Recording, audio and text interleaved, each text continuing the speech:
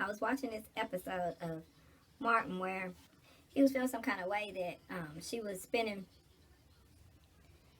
Seemed like I would have learned from that thick ass wick, because it kept burning to the point where you put it down and you weren't aware that it kept burning, and it was thick. So this cherry wasn't a cherry that was eventually going out, as this one will. It just did, but it's thick, so it kept like smoldering, and so it smoldered all the way to my makeshift container. And when I did go back to it, half of this cap was melted off of it. I had another container exactly like this, but half of this cap was melted off of it. And I'm like, this shit is dangerous. And so it was enough of a scare. Cannabis is good in so many ways. So actually the cannabis itself, in having this experience, taught me to, well, it didn't teach me, I already knew that, but it gave me an example of better safe than sorry, even with the manageable wick. So even when I use the ideal girth for hemp wick, I still need to pinch out the flame when I'm done. I mean, pinch out the cherry. There is no flame because you can actually put the fire out in the bowl. Like, you can use it. And once everything's lit, you dip the end of the wick into the actual bowl that you just lit, and it'll put itself out. But this cherry that it continues to burn a little afterward, go ahead and, safety first, pinch that out on your own. Added safety measures. Anyway, I came in here to tell y'all that I was thinking about, girl, I wound up on male harem somehow. So I was looking at this episode of Martin. You know, it's on for background noise. I always use a black show to play in the background for background noise when I'm not necessarily watching TV. Anyway, so Martin was playing for background noise. And I was looking up because as we get older, we're using closed caption a lot more. It is what it is. I'm happy to be surviving it and healthy as can be expected at my age. And the most should be able to be expected. You shouldn't lower expectations just because you get older.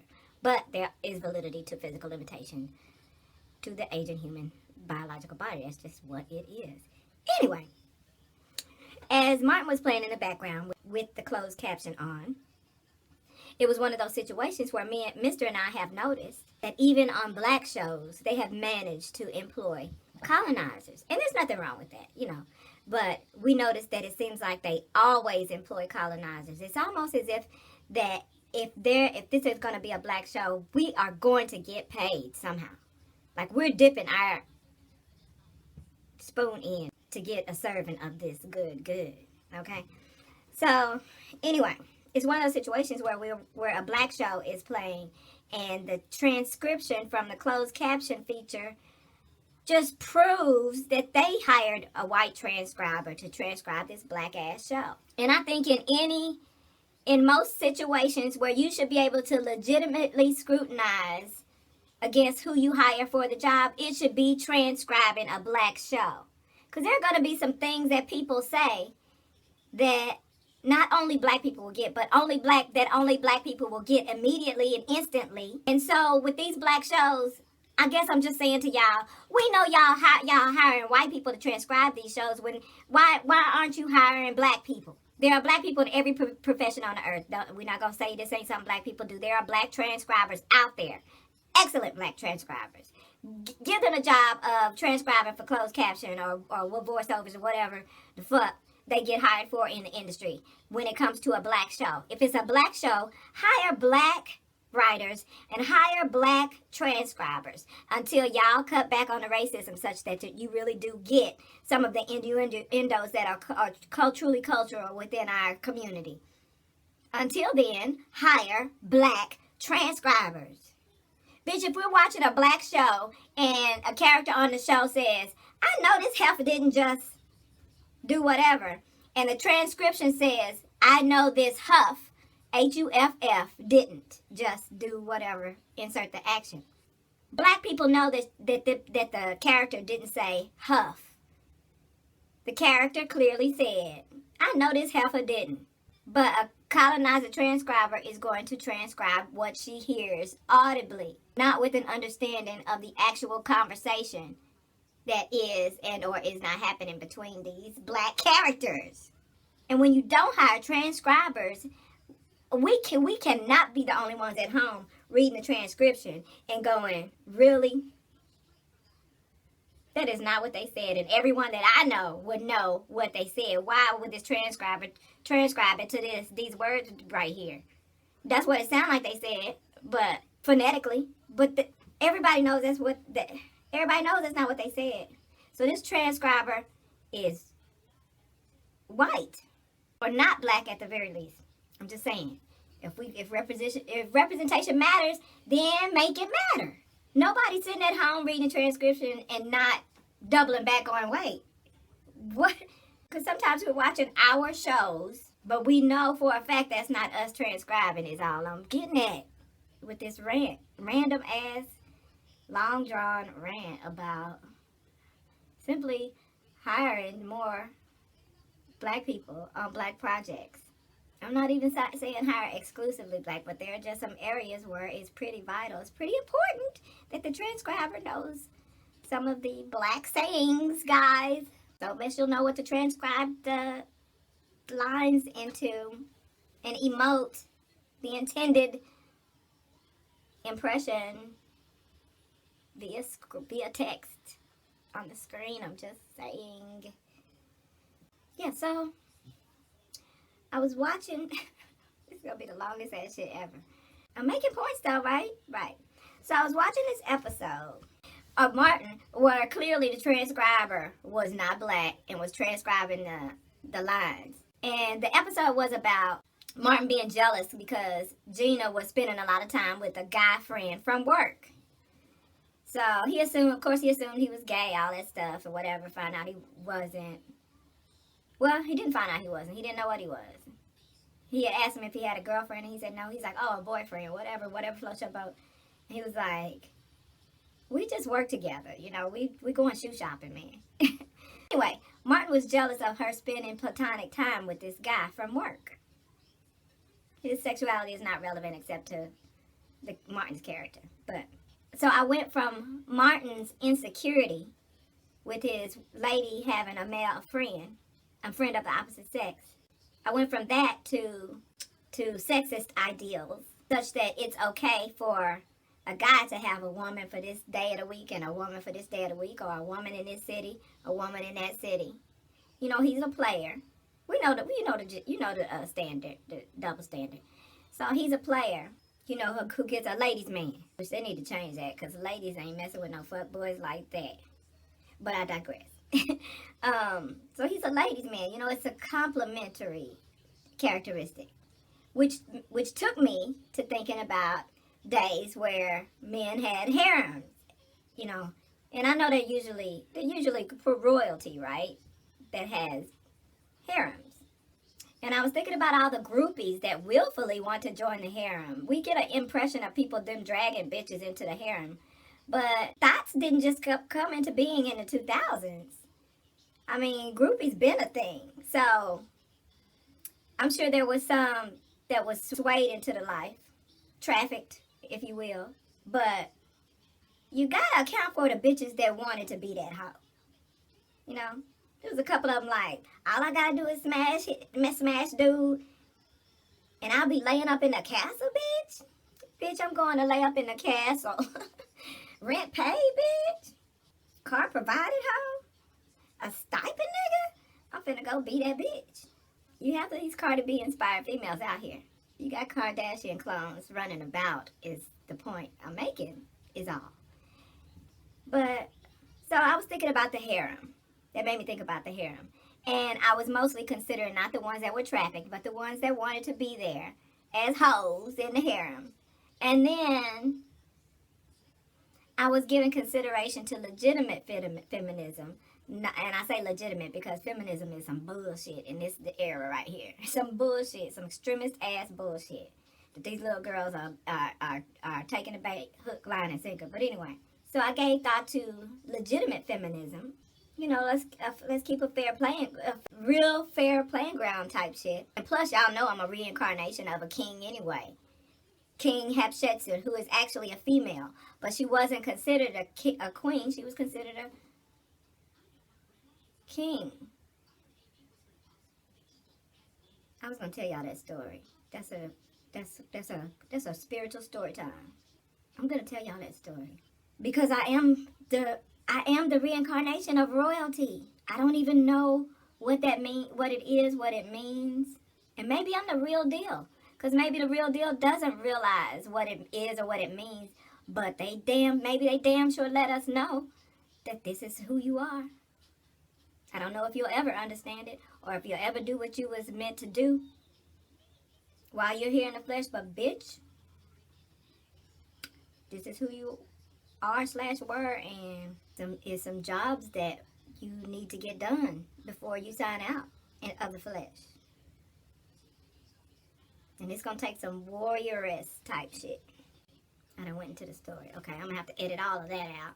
So that had me thinking about a harem and the real feminism, and my realist feminism came out and was like, well, were there some remote places, because knowing how the government swindles us for our whole lives, what about the places where it is in fact common and admirable for a female to have a harem? And when you think in terms of harems, again, you think in terms of royalty, because they're the only ones who can afford or are in a position of power to be able to command such luxuries, or luxuries of service, or luxuries of servitude. Well, I won't say servitude, because again, we're talking about the bitches that want to be there, right? We're generalizing here. So, but that made me think, well, what about those places that we never would hear about, because we're Americlans, but those places where women do have harems of men, and women if they want, but they do have harems of men to service them in a multitude of ways. And maybe not even half of them are sexually or sexual ways that she commands to be serviced. Because of course, as royalty, that's easy to come by. You can pick and choose whatever you sexually speaking, physically. But for a royal queen, king, female king, I'll say, because she's a queen just because she's female, but she's so powerful. Her feminine part, neither her specific male or female part stands out. She is just royalty. She is the leader, period. Nobody considers her feminine wiles or her trait that would be a power that would be considered more masculine, even though it's nothing masculine about her. Anyway, so she's looked at as a king without looking past her feminine attributes. But she's looked at as a king, like that's the king, period. Period. Period.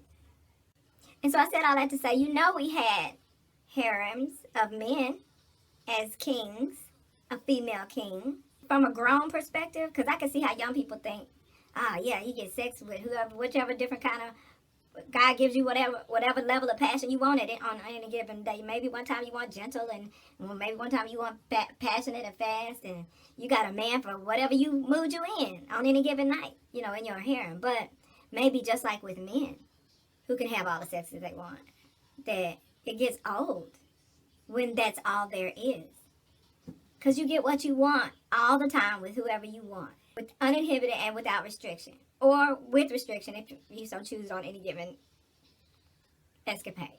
But the point is, you get what you want, and it's easily accessible, so it's less special. You bitches who are hoes, you think about that. It's less special when it's so much more accessible. Much less special. Don't be mad at me, be mad at the mirror, bitch. All I did was introduce you to Goddess. You needed to meet her sooner or later to get to the next level. You on your way, girl. If you feeling some kind of way, because I stepped on your toes, but you not necessarily letting yourself get mad at me directly, you on your way. You finna grow the fuck up and get to your next level, bitch, and it's gonna be wonderful. It's just a kind of painful ride sometimes. It's a painful ride when people put that mirror up in front of you. It's as painful as it is magnificent to really learn who Goddess is. You're gonna be looking in the mirror like, oh my God.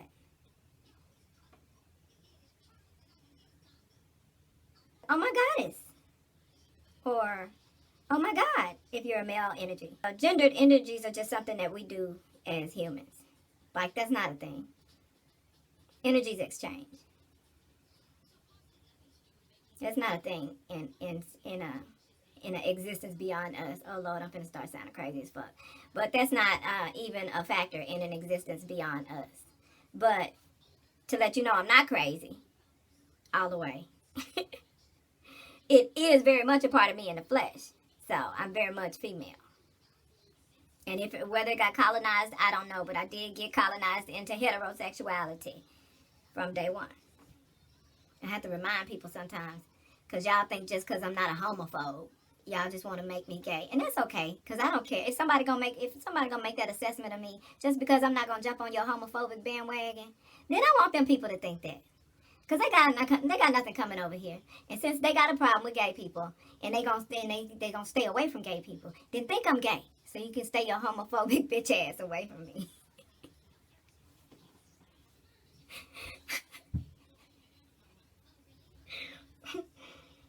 Oh, Lord.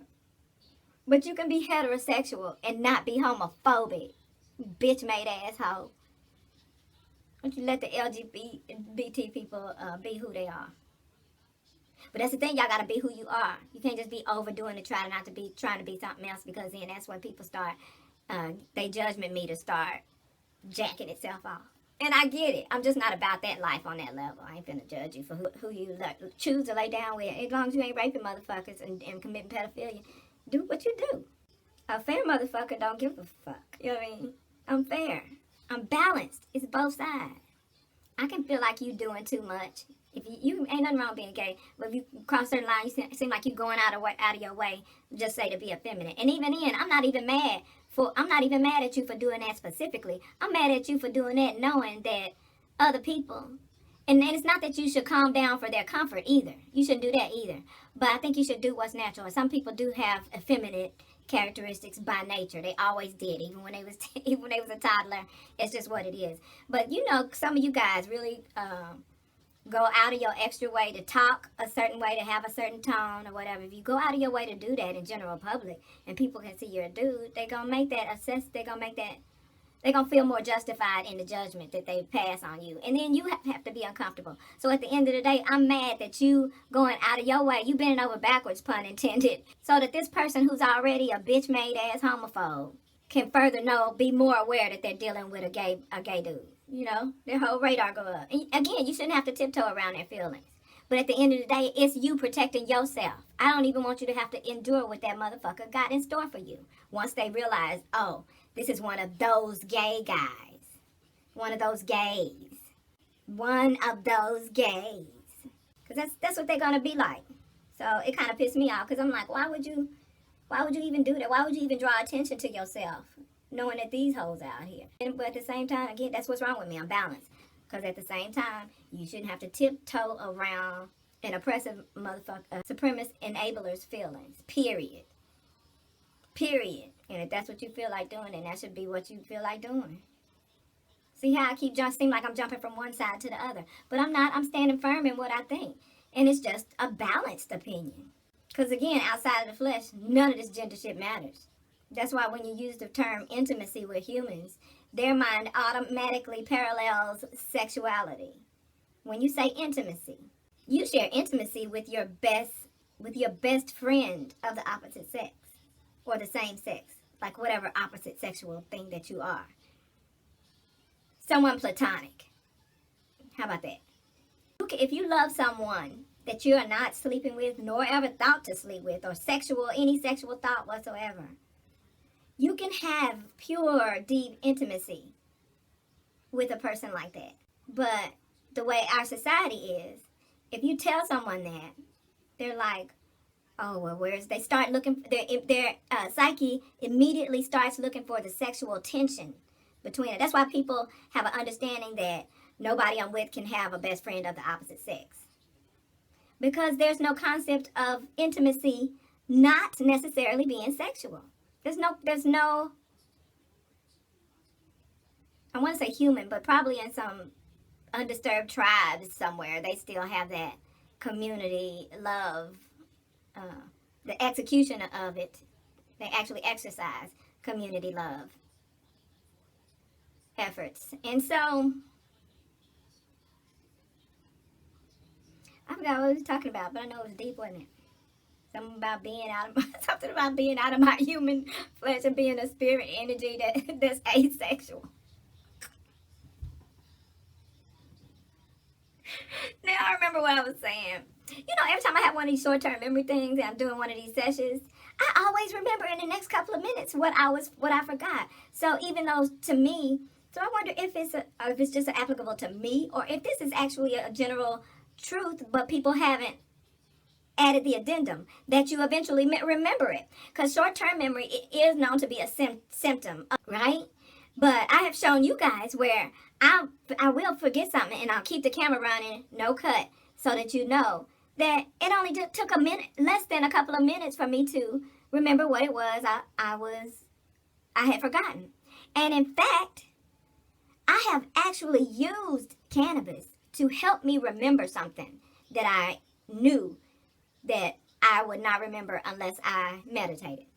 And so I took those two semi-controlled testing situations and drew the conclusion that although short-term memory is a side effect of cannabis use, it actually helps you remember. And I would even venture as to say, and I have even used cannabis to help me remember something that I would not, that I would not otherwise remember. Like if I was trying to remember something or find something or something, remember or find something or whatever, and I would be like, there's no way I'm going to know that. Or like if Mr. would ask me something, do you remember when such and such, and I don't remember whatsoever, but something in my cerebellum tells me that if you meditate, you're going to remember this thing. And I just listen to it. And so he can ask me something and I'll be like, I don't know. I have no freaking clue. But I bet you what'll help me remember. And I'll go and meditate. And I'll come back. And I'll look at him because I don't remember instantly. And I'll just sit there and continue doing what we were doing. I was like, because it'll come to me. Within 2 minutes, it'll come to me. I have remembered things. I have found things. And sometimes when I found things that I had lost, when I found it, it was in a place I would have never looked in a million years. That thing was going to stay lost if it wasn't for meditation. It was going to be lost for the rest of it ever. But no, I meditated and went directly to that thing. If I didn't go directly to it, I got detoured to it. So the ultimate conclusion was short-term memory is a side effect, but ultimately it actually helps with memory retention and further can help you remember something that you forgot, that you either realized you forgot, or something you don't even realize you forgot. So it's good for memory retention and memory that you really didn't have, that you no longer had, or maybe never had. Because I have actually meditated. I have actually found something or done something that I wasn't even looking to find or do, but needed to be found or done. That's going to make so little sense to so many of you. Only a few of y'all gonna follow what I just said. In fact, this is gonna be one of those things where I'll probably have to be editing this before I can go back and follow what I just said, because I don't know what I said. I bet it was profound though.